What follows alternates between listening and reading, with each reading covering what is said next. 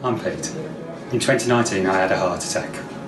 Soon after I developed serious heart failure, which resulted in me being put on the routine transplant list. For the whole of 2020 I sort of survived outside, and just at the end of 2020 deteriorated, which resulted in me coming back into hospital in March of this year. And here I'm going to stay now until I receive a suitable heart.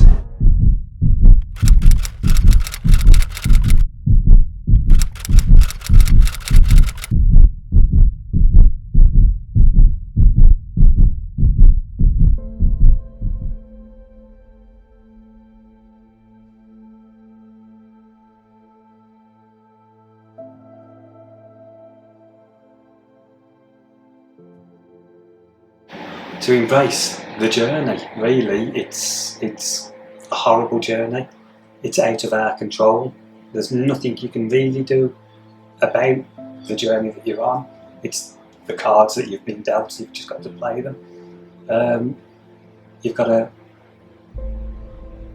embrace the care and love that the nurses give you. You've got to pretty much do what the doctors say that you've got to do. They are telling you to exercise, to keep active, to go about your day as best you can, for a reason, because the stronger you can make yourself on this side, the easier it will be afterwards, I hope. And I've seen one or two that it's been easier for on the other side because they've been active. So I would say try and keep as active as possible, try and keep as sane as possible, try and make yourself as comfortable as possible. If your thing is music, play music. If your thing is games, bring a TV and a games console in, or do what you would do at home as best you can, even though you're away from home.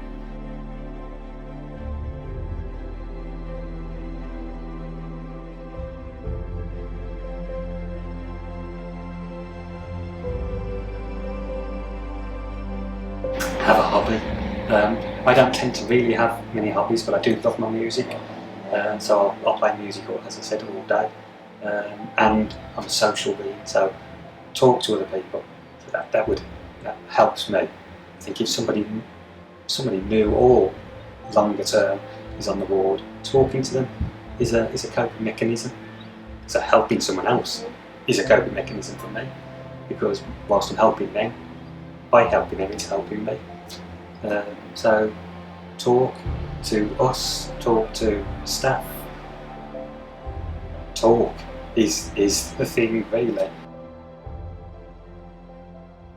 Talk to the nurses because they are fantastic, and I think they see transplant patients as part of the family, particularly when we've been on the ward for quite a while, so we've become one of them. They want us to be successful, they want us to get this heart and go on to new life, a new beginning. And I don't think you could ask for better staff.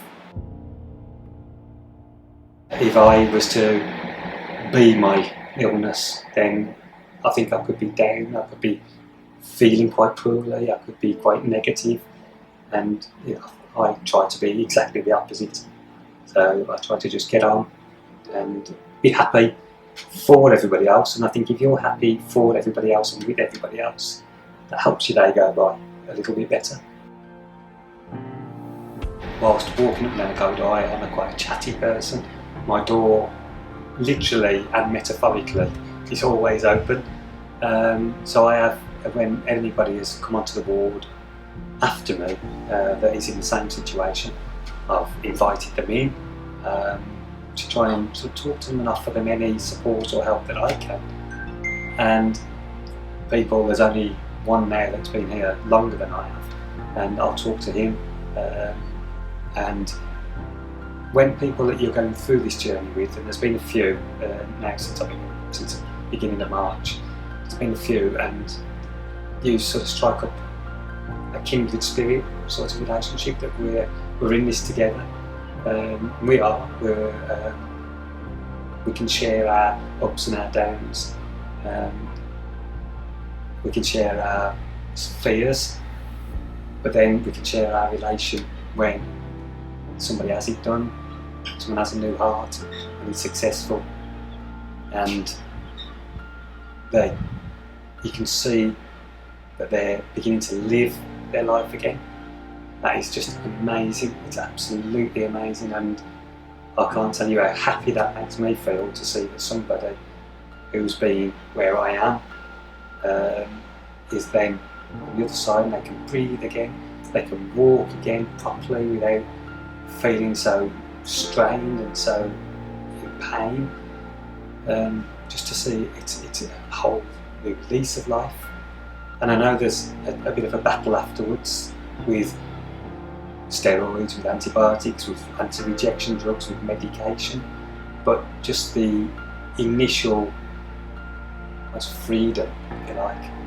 Certainly of these things that are sort of into your sort of main veins and arteries, to be free of those, to be free of some of the daily medication that you're on. It's changed with others, but hopefully not as many. And it's just that's rewarding in itself, I think. Every day I'm grateful for, to be honest, because I actually don't think I should be here. So it's every day is a bonus, I think, for me. I am in pain and discomfort. Breathing wise is the most difficult, and bloating of the tummy, and it's where I tend to get most of my edema or fluid retention.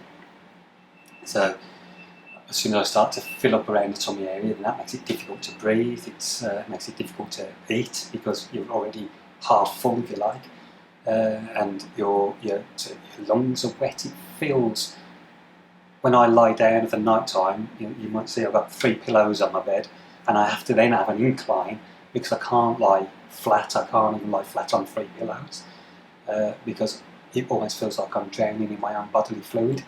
I sort of gurgle inward when breathing in, and wheeze and rattle when I'm breathing out. It's if you try to drink or half drink some water and try to breathe at the same time, that's sort of, if it's a loose sort of analogy as to how it feels. It's horrible. It's like trying to breathe underwater without the snorkel or without the apparatus. So it's very difficult. COVID has been horrendous, but if you can take a positive out of it, with the government scheme, furlough scheme, that it gave the company I work for a chance to sort of straight up put me on furlough, if you like, and sort of cotton wool me and protect me, sort of put me away out of harm's way. And throughout this process, particularly these 5.5 months or whatever it is I've been in here, they've been in contact with me. They've tried to minimise any stress or effort on or upset on me, and my colleagues been looking after my customers, my working patch, if you like, and the company's been looking after everything else. They've tried to sort of reduce burdens, financial burdens, where possible. So my company car has been taken off my tax list, if you like, and it's sort of made unavailable to me, so that I don't have that tax burden. So I get a little bit more of the wages that I was getting. What do you do to keep yourself busy from when you wake up to when you go to sleep? Like, what's a typical day in someone's life like yours? Yeah, well, no, I mean, I try to be as less a burden as possible on the nursing staff, because I know they're extremely busy, they're stretched, and I know that they're fantastic, and if I needed anything, they are there. But simple things like getting up in the morning, I make my own bed. So I'll get up, I'll grab my sheets, my pillowcases, and I'll sort of lift the bed up, make my bed, put the dirty linen into the bag, go and have my shower, and come back, put the towels into the bag, put the bag outside the room, sort of sit down, have my medication, and that's almost like a breakfast. I think there's 18 tablets in the morning, so it's quite a lot. So I have my medication, and I'm able to, prior to the cycle being sent in, there was a little foot cycle, so I would use to sit with the chair facing the window to have a look out and just imagine I was cycling somewhere nice. and sort of pedal, close my eyes, occasionally have the stuff running up if my telemetry would go off and be giving some sort of weird rhythms, and they would tell me perhaps to calm down if I was doing too much. But now, since the cycle was brought in, I think I got 3 more from the charity that was sent in recently. So that came into the room, and I started doing 8k sort of over a sort of 25 to 30 minute period, and I seem to be able to do that quite not easily, but comfortably. It was steady, wasn't sort of going mad. They'd give me a heart rate range to try and stay at, and it's got the heart rate monitor on there, so you can sort of see what you're doing. So I was steady between 95 and 105 beats per minute, and it would take 25 to 30 minutes to do 8k. I'm sort of now up to 40 minutes and 16k, and because it's non-weight bearing, that's okay. As soon as I start to walk up and down corridors, I feel a little more breathless because that's carrying me. So I'll do my 40 minutes on the cycle, and then I've got a resistance bands that I use, and I try and do a overall sort of fitness and exercise. And I do that pretty much every morning bar one. I have a rest day where I'll just do the cycling, and then won't do the resistance bands. I'll do cycling and then walking, and that's my rest day. And I might do 8 to 10k on the rest day, 16k on every other day, and sometimes 24k if I'm feeling really good. Depends how I feel. And I might have a bit of a doze just to try and recoup some of the energy I've expelled. I have a speaker which is just behind you now, and I sort of listen to my music, and that's pretty much on from 8 in the morning till sort of 8, 9 at night. And I have it sort of comfortably audible, but not so it's annoying any of the other patients. I have a television that they asked me to bring in some home comforts, because they said I may be here for a little while. I don't think they thought that it would be this long, but they said try and make yourself comfortable because you're away from home.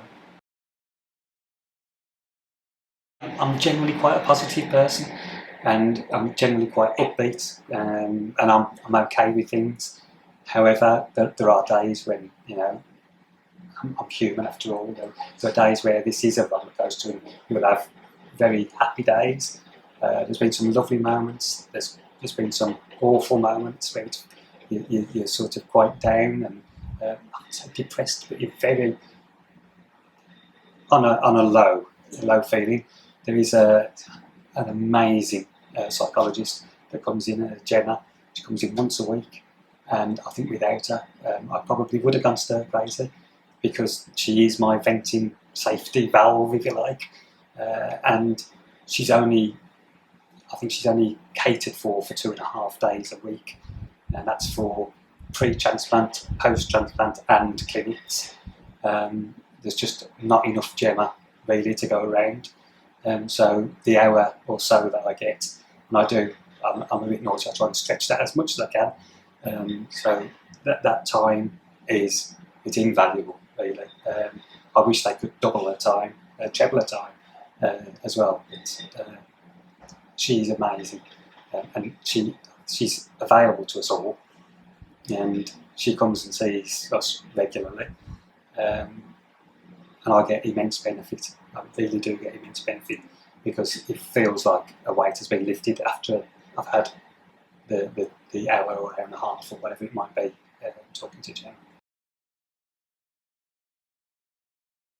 This year, since I've been in 4th of March into hospital, I've had one wake-up call, if you like, that saying there is a potential heart, and it is scary. It's very scary. It's obviously what's inevitably going to happen, and I need it to happen because I'm, contrary to the way I look, I'm quite poorly, and to need to have this heart for me to carry on, basically. So I know I've got to have it. However, it's such a big operation.